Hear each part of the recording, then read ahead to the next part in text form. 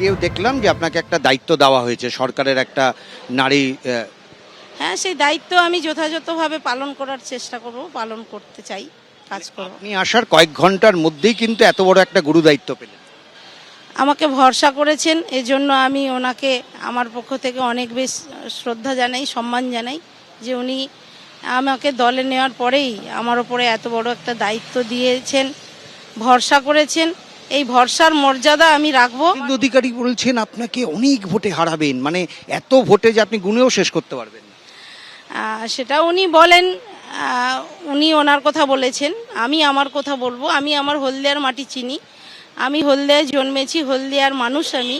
তাই হলদিয়ার মানুষের মন, হলদিয়ার মানুষের যে চিন্তাভাবনা, সেটা আমার থেকে উনি ভালো জানবেন বলে আমি মনে করি না। আপনি সিপিএম এর বিধায়ক ছিলেন, আপনি তারপরে বিজেপির বিধায়ক ছিলেন বললাম, এবং ভবিষ্যতে যদি প্রার্থী হন তাহলে তৃণমূল কংগ্রেসের প্রার্থী হবেন। আপনিই বোধহয় একমাত্র যিনি 3টে দল করার অভিজ্ঞতা আপনার রয়েছে। দেখুন, এরকম দল করার অভিজ্ঞতা তো শুধু আমার একার নয়। বর্তমান সময়ে দাঁড়িয়ে এলাকার পরিবেশ পরিস্থিতির উপর দাঁড়িয়ে মানুষ তার নির্দিষ্ট মানুষের দায়িত্ব নেওয়ার জন্য সিদ্ধান্ত নেন। তাই আমি আজকের যে সিদ্ধান্ত নিয়েছি, এটা পক্ষান্তরে আমার ক্ষেত্রে হয়তো প্রথম, নতুন, কিন্তু শুভেন্দুবাবুও তো 3টে দল পরিবর্তন করেছেন। যখন আপনি বিজেপির বিধায়ক ছিলেন, দলত্যাগী বিধায়কদের নিয়ে যখন আপনারা অভিযোগ জানিয়েছিলেন স্পিকারের কাছে, তাতে আপনারও সই ছিল যে যারা দলত্যাগ করছেন তাদের আগে উচিত পদত্যাগ করা। আপনি কি এই যে দলত্যাগ করলেন, পদত্যাগ করবেন? দেখুন, যখন আগেও যেটা হয়েছে সেটা পার্টির সিদ্ধান্তক্রমে আমাদের তখন সই করতে হয়েছে। সেখানে যখন যারা গেছে তাদেরও দলত্যাগের কোনো রকম পরিবেশ তৈরি হয়নি। তাই আমার ক্ষেত্রেও সেই পরিবেশ তৈরি হওয়ার কোনো জায়গা আছে বলে আমি মনে করি। আগে যারা বিজেপি ছেড়ে তৃণমূলে গেছেন তারাও যেহেতু তৃণমূল ছেড়ে তো বিজেপিতেও এসছে, তাহলে তাদেরও তো সেইটা হয়নি।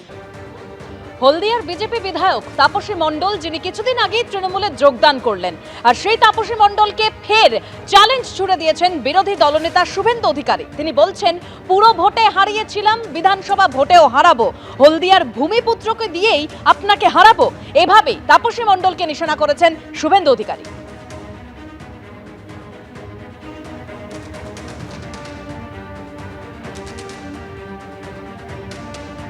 বাকি আমি চা খেতে খেতে বলে দেব ইতিহাস। আপনি অপরাজয় নন মাননীয়া। আপনার মামা প্রশান্ত দাসকে দিয়ে আপনাকে আমি কাউন্সিলরে হারিয়েছি। আপনি একটা কর্মসূচি করতে দেননি হলদিয়াতে কাউকে। আপনি বিরোধ সবার সঙ্গে করেন। লক্ষণ শেঠ আপনাকে সৃষ্টি করেছে, তার সঙ্গে বিরোধ করেছেন।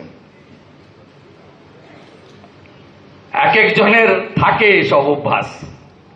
আর আমি যেদিন যোগ দিই বিধায়ক পদ ছেড়ে, উনি এত লোভী বিধায়ক পদ রেখে জয়েন করেছিলেন।